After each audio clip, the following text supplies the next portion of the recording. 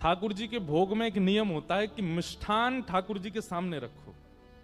अगर आप थाली में भोग लगाते हो तो जो मीठी वस्तु है ना, वो ठाकुर जी की तरफ आगे होनी चाहिए।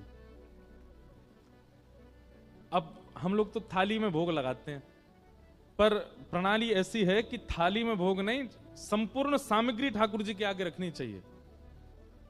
कड़ी बनी है, चावल बनी है, रोटी बनी है, साग बना है, सब भर भर के पात्र लेके जाओ और ठाकुर जी के सामने सब कुछ पधरा दो। मंदिरों में ऐसी भोग लगता है, सारी सामग्री ठाकुर जी के आगे धरते हैं। ठाकुर जी को जितना रुचि लगे उतना पावे।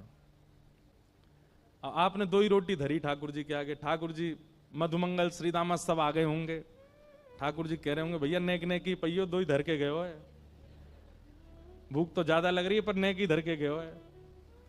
तब आप जब थाली में 2 ही रोटी धरते हैं तो फिर मधुमंगल श्रीदामा तनसुका मनसुका ये सबरे सखा आते हैं ठाकुर जी के संग पानी। अकेले ठाकुर जी पाते नहीं, कभी नहीं पाते।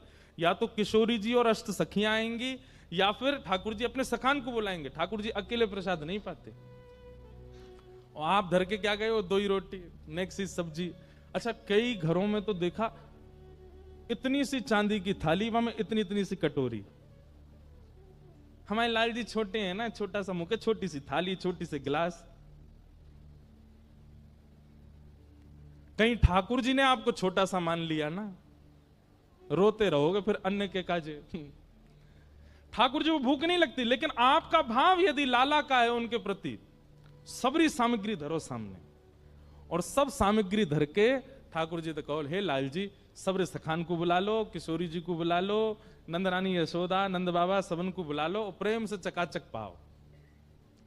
ऐसे भोग लगाओगे तो काउदना महाराज कोई सामग्री ऐसी लगेगी धरी तो पूरी लेकिन आधी बची है, कहां गई? खा गए ठाकुर जी, पाली हो।